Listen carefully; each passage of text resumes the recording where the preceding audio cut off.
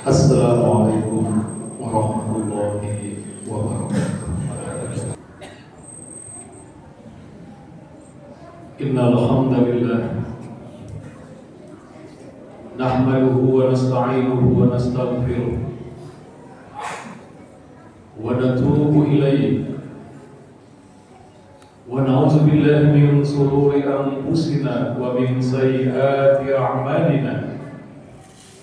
Man yahdihillahu fala mudilla lahu wa man yudlil fala hadiya lahu. Asyhadu an la ilaha illallah wahdahu la syarika lahu wa asyhadu anna Muhammadan abduhu wa rasuluh alladzi la nabiyya ba'dahu. Amma ba'du, faqad qala Allah ta'ala fi kitabihil karim. A'udzu billahi minasyaitonir rajim. Bismillahirrahmanirrahim. Inna 'iddatash shuhur indallahi 12 syahran fi kitabillah. Yawma khalaqas samawati wal ardh minha arba'atun hurum. Zalika ad-dinul qayyim.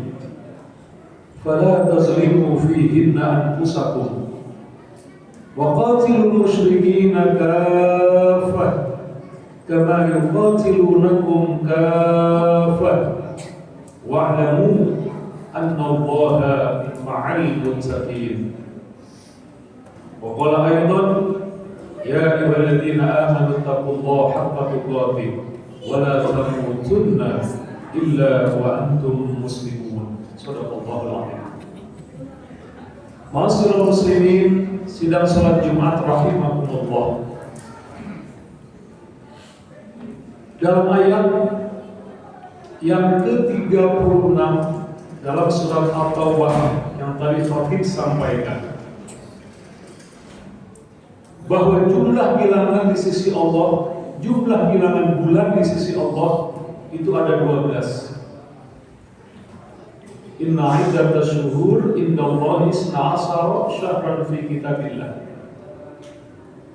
Di antara 12 itu minha arba'atun hurum. Ada 4 bulan haram. 4 bulan yang dimuliakan oleh Allah Subhanahu wa taala.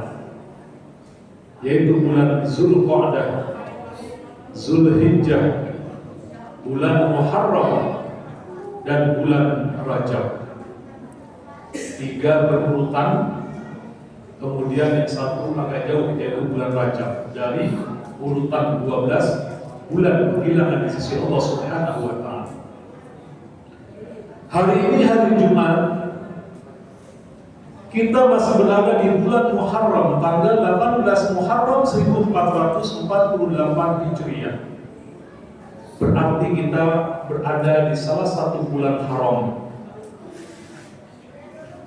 Di mana di bulan haram ini, di bulan Muharram ini, ada 2 hal yang ingin Khatib ingatkan kepada diri Khatib dan kita semua.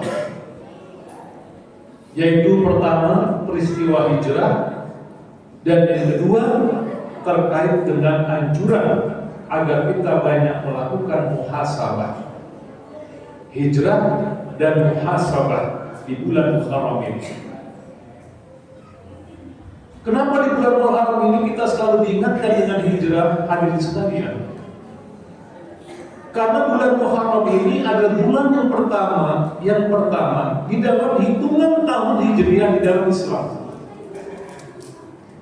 Saat itu Sayyidina Umar bersama dengan sahabat-sahabat pembesar sahabat lainnya, Sayyidina Utsman dan Ali, bermusyawarah untuk menentukan bagaimana kalau Islam ini memiliki tahun hitungan sendiri seperti Masihiyah. Mereka berebut, kemudian saat itu ada 4 opsi pilihan yang muncul dalam diskusi dan dalam musyawarah. Apa 4 opsi itu? Yang pertama, bagaimana Kalau tahun hijrah ini kita awali dari lahirnya Rasulullah SAW. Opsi yang kedua, ada berpendapat bagaimana kalau kita awali dari wafatnya Rasulullah SAW. Dan opsi yang ketiga, ada yang mengusulkan bagaimana tahun hijrah ini kita awali dari diangkatnya Nabi Muhammad menjadi Rasulullah SAW. Dan opsi yang keempat, bagaimana kalau peristiwa hijrah yang dijadikan sebagai awal momentum dimulainya tahun hijriah di dalam Islam. Dari empat opsi ini, hadirin sekalian, tentu syurah para sahabat ini, musyawarah para sahabat ini, ada musyawarah yang selalu dibimbing oleh nilai-nilai kebenaran. Karena mereka memiliki kekuatan hubungan kepada Allah, mereka memiliki ilmu pengetahuan yang dalam, sehingga syura ini pun, musyawarah ini pun kemudian menghasilkan solusi yang terbaik untuk kemajuan peradaban umat Islam setelahnya. Apa kemudian menjadi keputusan, hadirin sekalian? Ternyata para sahabat memutuskan peristiwa yang dijadikan sebagai momentum, dijadikannya awal tahun baru hijrah itu ada momentum hijrahnya Rasulullah SAW. Hijratul Nabi min Makkah ila Madinah. Makanya disebut tahun hijriah, peristiwa hijrah. Kenapa bukan diawali dari peristiwa lahirnya Rasulullah? Kenapa bukan diawali dari peristiwa wafatnya Rasulullah? Dan kenapa bukan diawali dari peristiwa kenabiannya Rasulullah SAW? Karena tiga peristiwa itu, hadirin sekalian, itu hanya dialami oleh Nabi sendiri. Lahir hanya Nabi yang dialami, wafat hanya Rasul yang mengalami, kenabian hanya Rasul yang mengalami. Tapi kalau hijrah ini dialami oleh Rasul dan para sahabat-sahabat lainnya, sekaligus di awal Islam sudah mengajarkan untuk menjauhi segala bentuk-bentuk figuritas terhadap kepemimpinan di dalam Islam. Jangan sampai peristiwa orang-orang Yahudi terjadi pada umat Islam yang menjadikan azab sebagai Tuhannya. Jangan sampai peristiwa umat Nasrani terjadi kepada Islam, di mana mereka menjadikan Isa sebagai Tuhannya.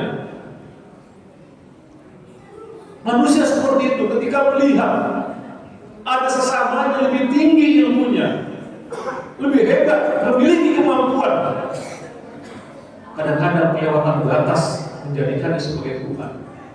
Tapi Islam sejak awal dijaga oleh Allah Subhanahu wa Ta'ala. Jangan sampai kemudian Nabi kita Muhammad SAW ada yang menganggap dari umatnya sebagai Tuhan, sehingga peristiwa hijratul Rasul min Makkah ila Madinah ini yang dijadikan sebagai tonggak awal mula penghitungan Islam. Tahu hijriah dalam Islam itu peristiwa hijrahnya Nabi kita Muhammad SAW. Dan hijrah itu dialami bukan hanya oleh Rasul sendiri, tapi hijrah itu dialami bersama-sama dengan sahabat yang lainnya. Pergi untuk meninggalkan satu tempat menuju tempat yang lain. Dan memang seperti itu mana hijrah. Al-hijratu al-intiqal min makanin ila makanin akhar. Hijrah itu meninggalkan salah satu dari satu tempat menuju kepada tempat lain. Untuk apa? Untuk melakukan ekspansi, untuk melakukan perluasan dalam dakwah. Jika di sebuah tempat dakwah itu tidak terjadi perkembangan yang signifikan. Dan makna hijrah ini, jamaah sekalian, bisa kita lihat juga di dalam surat Al-Furqan ayat yang ke-30, di mana Allah berfirman, wa qala Rasul ya Rabb inna qaumi ittakhazu hadzal Qur'ana mahjura. Dari kata-kata hijrah, Rasul mengadu kepada Allah, ya Rabb, wahai Tuhanku, sesungguhnya hikmatku menjadikan Al-Quran al-mahjur, sesuatu yang ditinggalkan. Dari kata-kata hajar, mahjur, sesuatu yang ditinggalkan. Jadi hijrah itu adalah meninggalkan dari satu tempat menuju pada tempat lain. Masalah muslimin sidang salat Jumat rahimahumullah. Tapi ada mana hijrah yang harus kita lakukan? Dalam artian mana hijrah secara maknawi, yang ini berlaku sepanjang kehidupan kita. Kalau pindah dari satu tempat ke tempat lain, namanya ta'rif, ma'rif, secara maknani, secara tempat. Ada mana hijrah secara maknawi, yang ini harus kita lakukan terus-menerus dalam kehidupan kita sehari-hari. Apa makna yang pertama, hadirin sekalian? Al-hijrah minal usalah ilal judi. Yang pertama adalah memindahkan sifat kemalasan. Sifat kemalasan menuju kepada tingkat program judi kesemangatan. Malas menuju semangat. Ini hijrah yang pertama secara maknawi. Kita seringkali kadang-kadang malas untuk sholat berjamaah. Sebagai seorang kepala keluarga, sebagai seorang laki-laki, kita kadang-kadang malas untuk melakukan qiyamul lail. Kita kadang-kadang malas untuk tilawah Al-Quran. Kita kadang-kadang malas untuk berzikir kepada Allah. Kita kadang-kadang malas untuk memberikan infak yang terbaik dalam rangka fisabilillah. Kemalasan-kemalasan itu, hadirin sekalian, harus kita hijrahkan, harus kita pindahkan, harus kita ganti dengan al-juhdi, dengan semangat dalam rangka mengharap ridha Allah Subhanahu wa taala. Hijrah secara maknawi yang kedua adalah memindahkan al-hijrah minal juhala ilal ulama. Memindahkan kebiasaan-kebiasaan kebodohan kita untuk menuju kepada ilmu pengetahuan. Hari ini kita merasakan wasilah mencari ilmu itu begitu banyak. Majlis-majlis ilmu begitu bertebaran di sekitar kita. Tadi MC kita sudah menyampaikan, ada kajian subuh, ada kajian ahad pagi, ada kajian ba'da isya, membaca buku dan seterusnya, diskusi, seminar. Wasilatul ilm hari ini banyak sekali. Wasilah untuk menuju hijrah kepada ilmu pengetahuan hari ini terbuka dengan lebar. Tinggal hadirin sekalian pertanyaannya bagaimana?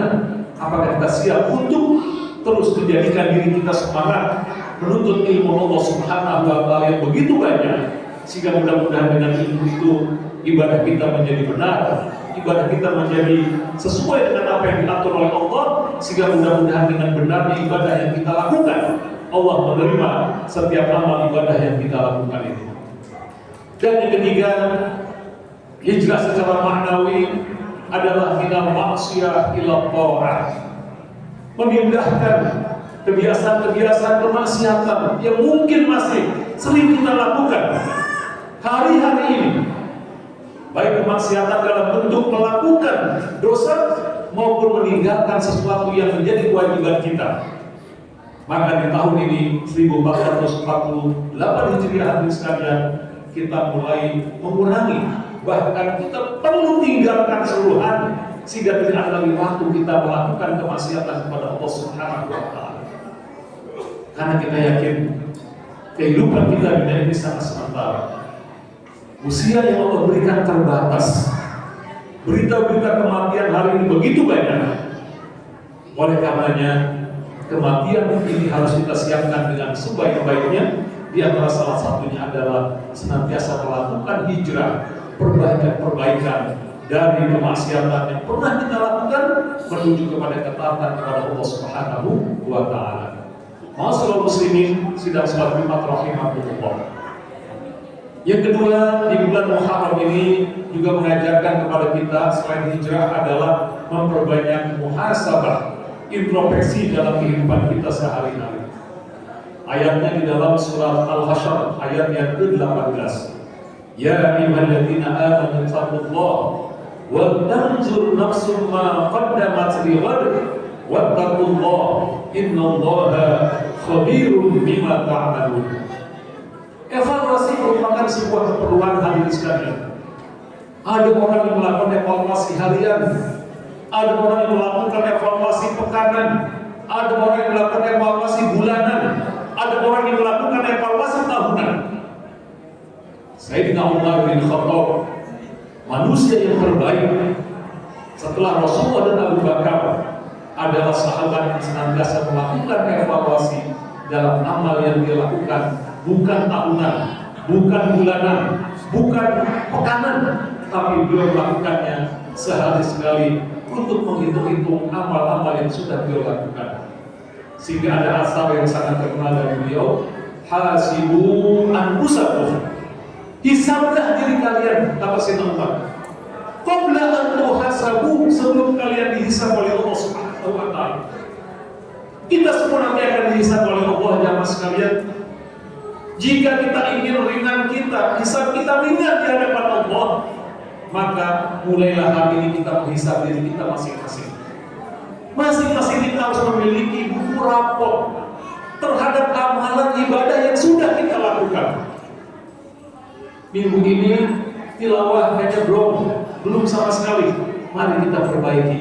Semampu kita, sesibuk apapun, tilawah menjadi keharusan yang harus kita programkan dalam kehidupan kita sehari-hari. Minggu ini tiap mulai rasanya belum, kesiangan terus, kita perbaiki. Bagaimana agar kemudian tidur kita tidak siang. Makanya Rasulullah menganjurkan tidur cepat dan nanti bangun cepat. Agar apa? Agar kita bisa munajat kepada Allah Subhanahu wa taala. Ini namanya muhasabah. Bulan ini kok gak ada sama sekali kita silaturahim kepada saudara kita, khususnya kepada orang tua kita yang masih hidup. Maka segeralah bersilaturahim kepada mereka hadirin sekalian, karena mereka adalah salah satu di antara pintu-pintu surga yang disiapkan oleh Allah bagi mereka yang sudah masih memiliki orang tua yang masih memiliki usia yang panjang umur. Kita sayangi, kita rawat, kita tanya, kita berai, kita penuhi apa yang menjadi harapan dan keinginan orang tua yang kita yang sudah lansia, yang mengharapkan kita untuk menjadi anaknya, anak yang soleh, birrul walidain kita kepada mereka semua. Semua itu harus menjadi rapor yang harus kita tandai. Ini namanya hasibu anfusakum qabla an tuhasabu, muhasabah. Sehingga dengan muhasabah inilah insyaallah amalan kita akan terkontrol. Jangan tiba-tiba kita tidak memiliki buku rapor, nanti di pengadilan Allah ternyata rapor kita merah semua. Itu sudah tidak bisa diperbaiki lagi.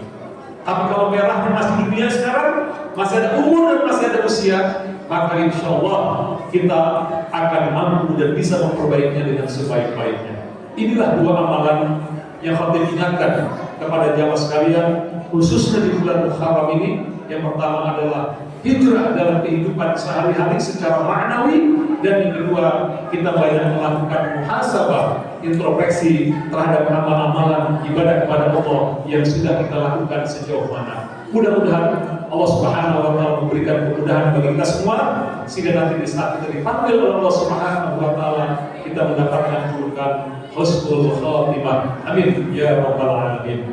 Barakallahu li wa lakum fil Qur'anil azim. ونفعني وإياكم بما فيه من الآيات والذكر الحكيم وتقبل مني ومنكم تلاوته إنه هو السميع العليم. أقول قولي هذا فاستغفروه إنه هو الغفور الرحيم.